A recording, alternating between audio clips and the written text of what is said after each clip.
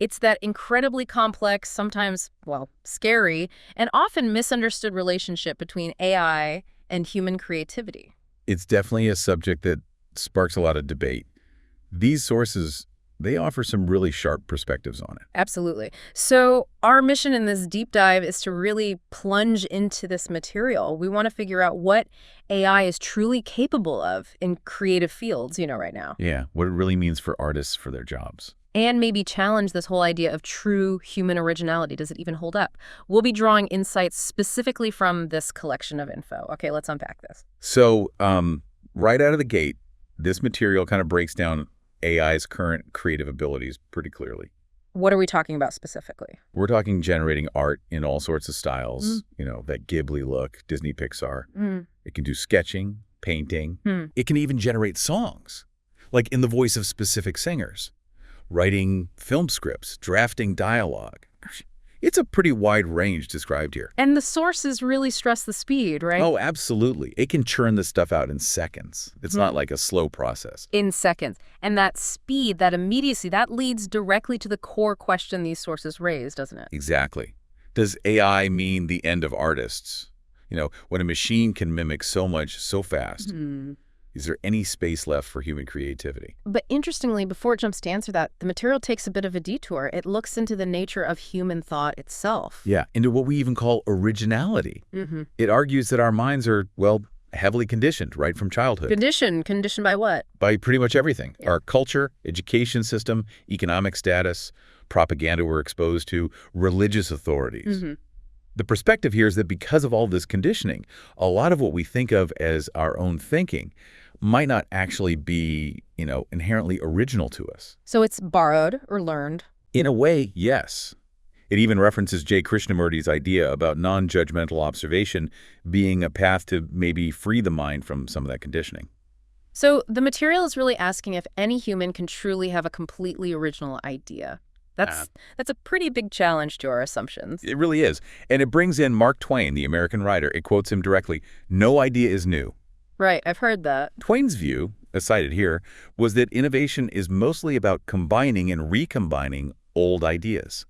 Like shaking up a mental kaleidoscope, you see new patterns, but they're made from the same old pieces. That's a great analogy. And the sources connect this straight back to AI. They do. It points out how many people dismiss AI, saying, oh, it can't think originally, but then it flips it back on us and asks, well, can we truly think originally? Which leads us neatly into how AI actually learns, according to these sources. Yeah, the fundamental process.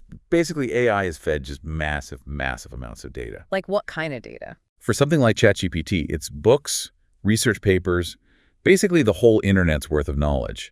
It then analyzes all that, processes it, and learns the patterns. Patterns in language, art styles, story structure. Exactly. All of it. And then, when you ask it for something, it pulls from those patterns. It essentially replicates and combines those learned patterns to create a new response. Yeah. The sources give some specific examples. Right? Yeah, some good ones.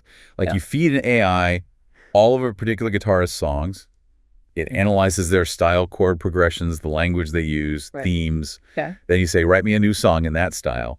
And boom, in seconds, it gives you a whole song. Or that Ghibli style thing that was everywhere for a while. Right. You feed the AI all the Studio Ghibli films. It understands the visual style, and then it can superimpose that style onto a photo you give it. Okay. Now, this is where the material makes that crucial comparison, isn't it? It is. It asks, how is this fundamentally different from how humans learn art? Like in art school. Exactly. Think about art schools. What happens? You study the masters, right? Tagore, Frost, Shakespeare in literature, Van Gogh, Rembrandt, Frida Kahlo, Tayeb Makrista, Amrita Shergill in painting. In film school, you spend hours watching and analyzing classic world cinema. So the argument in the material is art schools are essentially feeding data into the human mind, just like we feed data into AI. That's precisely the comparison it makes. And it shares this little anecdote. An artist is really flattered when someone looks at their painting and says, oh, your art reminds me of Paul Cézanne. And the artist is happy about that. Yeah, the artist agrees, says Cézanne had a big subconscious influence. It's seen as a compliment, as inspiration. Okay, but here comes the critique, right? Right. Because then it says, yet when an AI creates a painting in Cézanne's style in seconds, people call it an insult. An insult to art, an insult to life itself. It's that classic double standard the source mentions, like the "your dog is a dog, my dog is Tommy" situation. Exactly. If a human does it, it's inspiration, it's influence. If AI does it, it's just copying. Derivative. But the material really digs into the difference in speed and scale here. It does. AI's ability to process vast amounts of data and replicate styles almost instantly. It just blows the human capacity for copying out of the water. So it suggests that human artists who just, lift ideas directly without adding much new, they now just look like weaker versions of AI. That's the implication. If you're just doing derivative work, the machine can probably do it faster and maybe even better in a technical sense. Okay, so then this collection of material shifts gears a bit. It takes a pretty harsh look at how corporations are using AI. Yeah, it focuses heavily on the film industry here. It discusses why large film companies, Hollywood, seem to be struggling creatively with this critique that the soul is kind of dead. And it points a finger at who's making the decisions. It does. It says it's often not creative people screening scripts anymore, but MBA types. Yeah. And their priority, according to this analysis, is just repeating past successes, minimizing risk, rather than trying anything genuinely new or different. Which leads to that pretty brutal comparison it makes. Yeah, comparing big film corporations to fast food chains like McDonald's and KFC, standardizing recipes, or in this case, content. Ouch. The point being, just like it doesn't really matter if a robot or a human makes your McDonald's burger, if films become purely formulaic, doesn't matter if a human or an AI performs certain tasks in making them. Because for that specific standardized goal, AI is just incredibly efficient. Exactly. The material details AI's capabilities for corporations. It can read a script or a pitch deck instantly, analyze box office data, figure out plot structures. Better than a human. Well, faster, certainly. It can optimize characters, plot twists, tension points, all based on data, hitting specific parameters for target audiences. For that purpose, it's faster, more reliable. And the material directly links this to real-world conflict, like the Hollywood writers' strike. Absolutely. It points to that as a direct consequence of AI being used, or the threat of it being used, in script writing. And it's not just writing, is it? What other tasks does it mention? Lots of mechanical stuff. Editing footage, trimming the action and cut, removing bad shots, assembling basic timelines, tasks often done by interns or junior editors. So routine editing work. Yeah, and it even suggests that chief editors doing very formulaic, rapid cut styles could potentially be replaced down the line. And this isn't some far-off future scenario in these sources. No, the analysis is clear. Editors and animators are worried about losing their jobs today. It even mentions how digital replicas made by AI can replace film extras. So the corporate motivation, as the material sees it, It's pretty straightforward.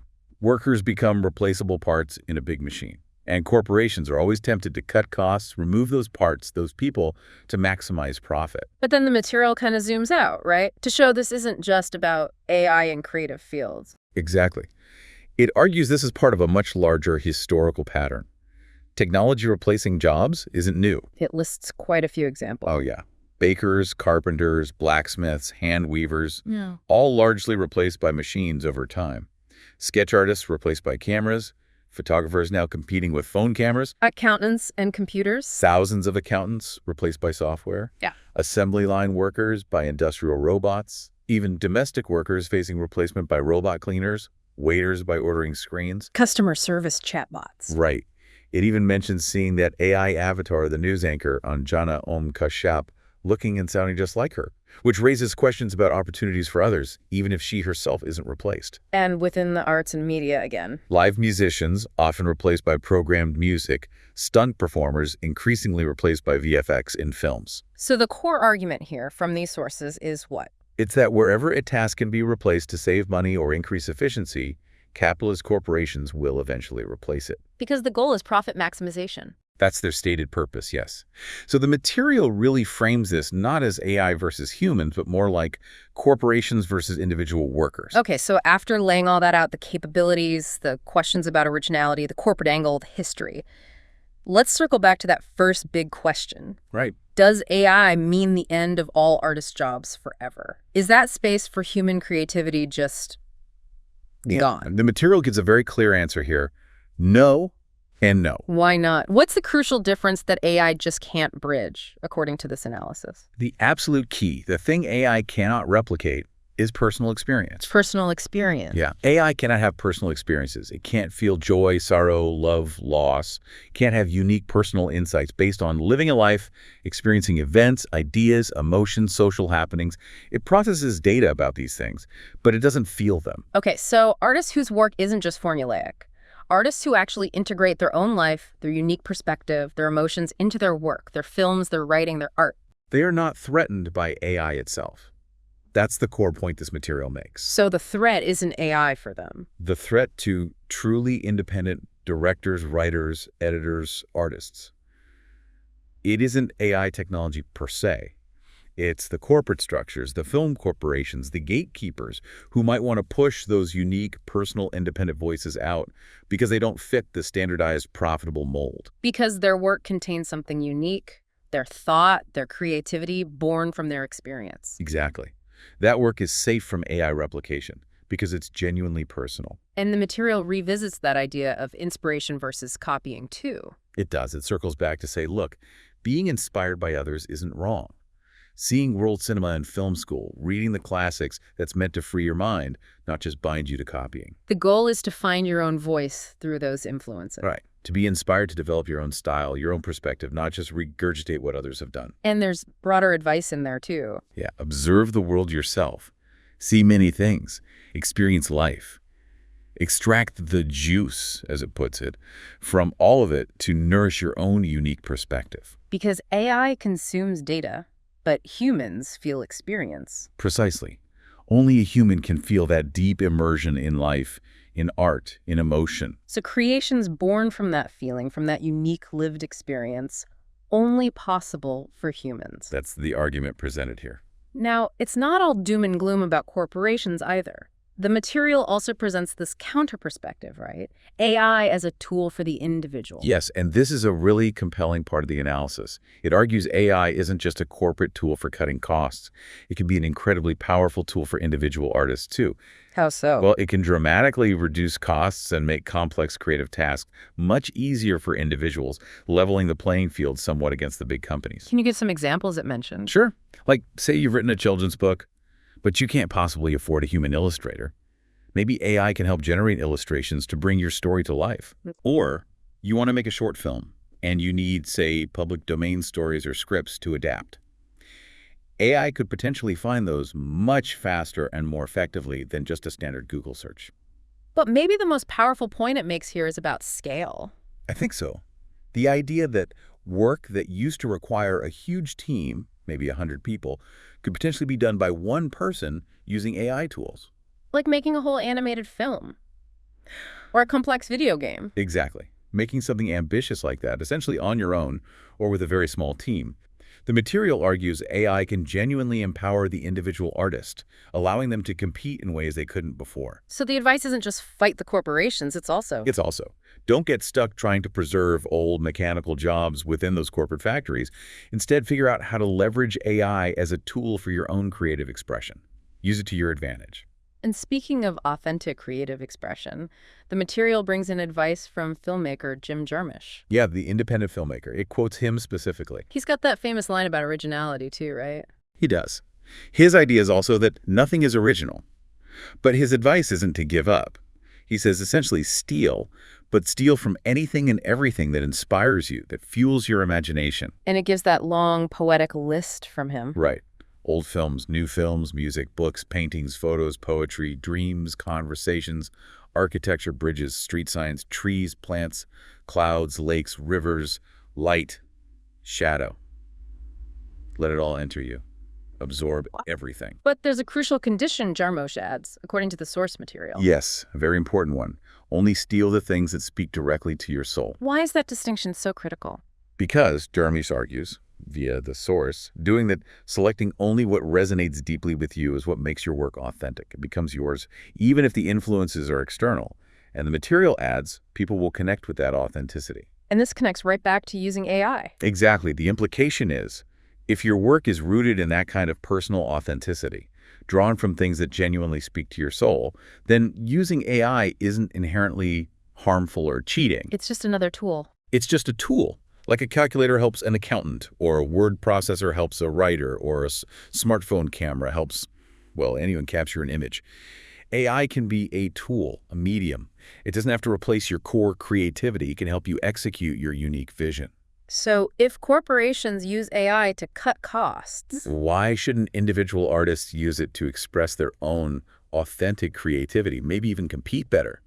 That's the question posed. wow, this deep dive into this material has really challenged some common assumptions, hasn't it? It really has. We've seen AI's power to replicate styles, sparking those job fears. But the sources also make us question human originality itself, showing how conditioned we often are. And it showed that historical pattern technology replacing jobs, framing the real tension, not as AI versus human, but maybe individual creativity versus corporate standardization. Yeah, the drive for profit often being the main driver of that replacement. And ultimately, it really emphasized the value of things AI can't replicate. Genuine personal experience, authenticity, that unique human feeling. That's where true creative expression lies, according to these sources. And it leaves us with that hopeful note, too. AI as a potential tool for the individual creator, not just the corporation. A way to perhaps democratize creation a bit more. Absolutely. So, considering everything we've unpacked from this material today, here's something for you, the listener, to maybe think about. How might you use AI not just to mimic what's already out there, but to actually amplify your own unique voice, your own personal experiences? In this age where styles are so easily replicated, what does authenticity truly mean for your creative work or even your professional pursuits?